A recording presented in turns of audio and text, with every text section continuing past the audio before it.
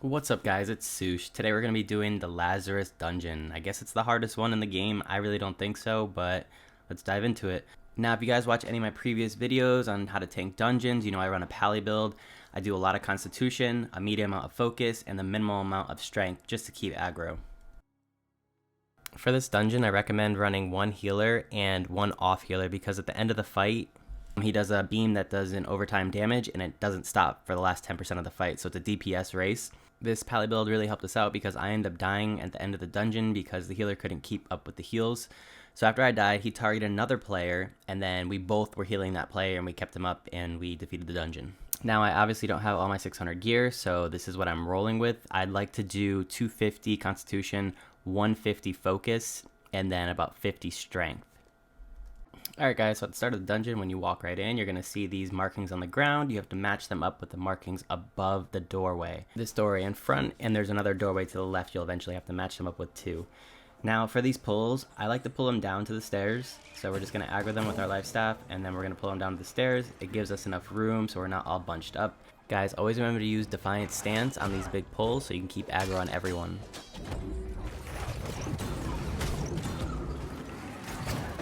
Now we're going to move on to the left side of the door. We're going to pull them, and then we're going to do Defiant stance right away to grab all that aggro. Now this is the most important part. We're going to use Shield Bash, and then we're going to do Reverse Stab again. Now this adds a huge cooldown reduction if we hit 4 players. It's almost 100%, so we keep that uptime on Defiant stance, and we can use our other taunt right away. Plus, by the time all that happens, Reverse Stab is already back up. Now if done correctly, that gives us 100% uptime, with a 30% damage reduction on these big pulls, so it makes it so much easier for the healer. Alright, that does it for this little gauntlet fight at the start of the dungeon. On the way to CILLA, there's not much you really need to know, so I'm just going to jump to the boss fight. Alright guys, you made it to CILLA. Now this fight is a little intensive towards the end, but the rest of it's pretty easy. The biggest part of this fight is to not get hit and to always block as much as you can. She gets a stacking buff that will give her more damage output. It's located above her head so you can see how many stacks she has. I froze the frame so you can see what the stacks actually look like. Now throughout the fight, she will randomly target players and throw her spear at them, and also shoot magical projectiles at them. Now it's just not possible to block every single attack, so her stacks will eventually get pretty high. That ball just came out of the ground, will take away all of her stacks, so one of your DPS just needs to grab it, a pool will open up on the ground, she'll run towards it, and the stacks will be cleared. She will also put a tracing beam on 2 people. Make sure those 2 people stay close together until they're far enough away from the group. If they're not, this is what's going to happen. It's going to jump from player to player, and then we're going to get stuck with it. It adds unnecessary damage and makes the healer waste mana. Now CILLA also does a kickback, which will create distance with you. She'll throw her spear and then charge you. This will always break your stamina. Use Defiant stance right away so you get that 30% reduction, and if she does hit you, you won't take too much damage. Midway through the fight, CILLA's attack pattern will change. When you go to clear her stacks with the ball, her animation will take a little bit longer. This is an indicator that you all want to stack together. You will then glow purple. That means she's going to drop an AoE on the ground where you're standing. You will need to move out of this. If you are standing in this, this is a one-shot mechanic. Now these little balls that are left on the ground that are purple, if you stand in those, they will root you for about 3 seconds. She will also do a wave attack. You can dodge through this, and you cannot block it. When she's a little bit lower, she will do another attack where she twirls her wand and releases balls on the ground. These are the same balls that root you for 3 seconds.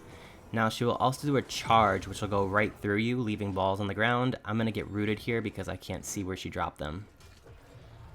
Okay, so here comes the hard part. When she's at about 10% health, she's going to go into a berserker mode.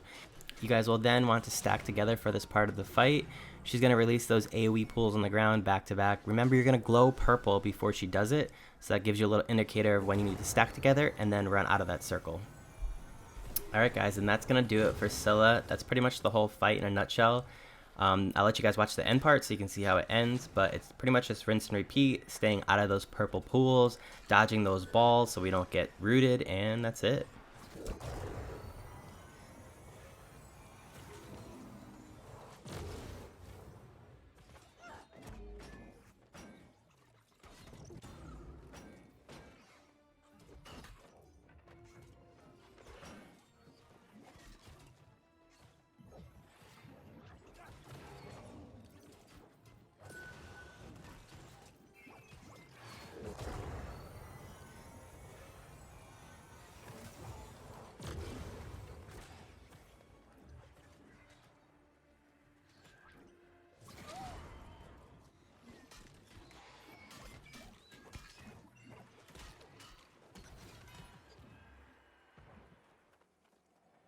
Alright guys, for this next trial part, you're going to be at the front of the room, and you're going to have the DPS and the healer in the middle part, and then usually the most tanky DPS in the last.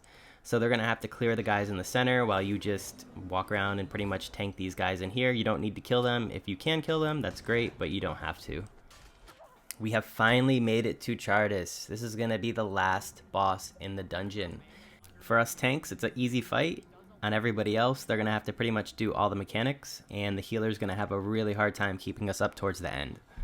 Now, at the start of the fight, 2 balls on each side will spawn. You need to DPS them down, and then you're going to put them in the slots that are located on the left and right side of the room. For his main attacks, he does a forward lunge, and he also dislocates his hands, which roll around the room. If you're hugging his body at the front part of the room, you will most likely never get hit. He will periodically do a slam down. This is on the left, center, and right side of the room. You just need to block this and watch out for it. He also does a swipe. Now you can go underneath his armpit and you will evade his attack, or you can just block it if you're unsure about it. Now here's the hard part. He's going to do a charge up and then target whoever has aggro. It should be the tank. The tank's going to have to run over to one of these spheres to make him stop. Now right after you make it to that sphere, he's going to fall down, and then he's going to take an insane amount of damage. You get a damage multiplier when he's laid down like this and glowing red. This is when your DPS wants to have all their cooldowns up and just blow him up. Once you reach the end of this, he's going to cancel off one side of the room by releasing that beam again. It's usually on the left side of the room first, and you'll no longer be able to use that sphere on the left side. The spheres will then pop up again. The right side of the room is still clear, so the DPS will head over there and DPS down that sphere. They'll hold it in their hand until that little placement beacon opens up again. Now, like I was saying before, there's not a lot for the tank to do except hold aggro and pretty much dodge the attacks. Now we're getting him pretty close to 10% health. He's going to cut off the right side of the room.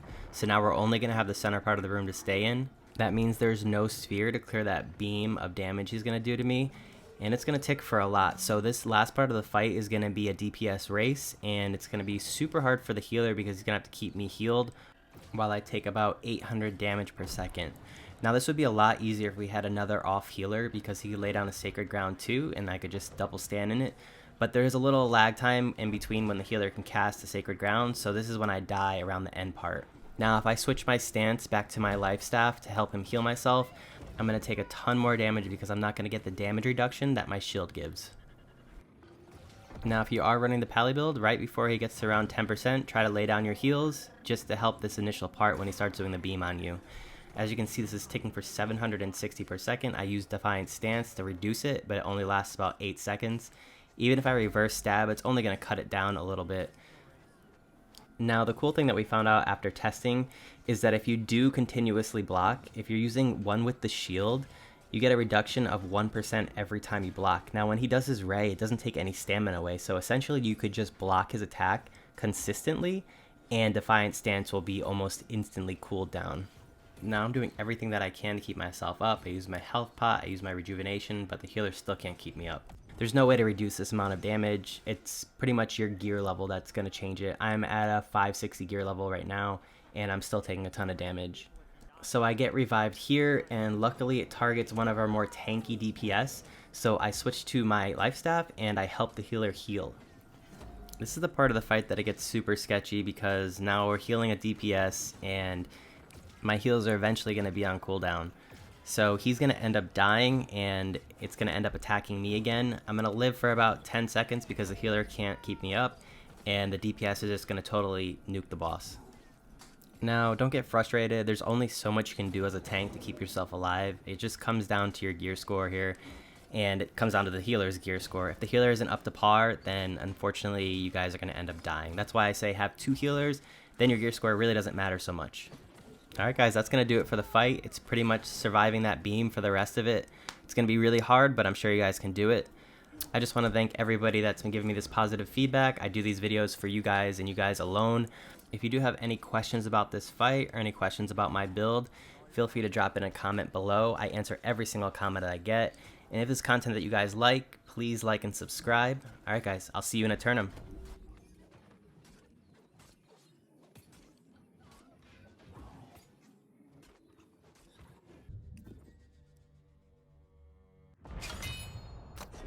Nice. Well done, boys.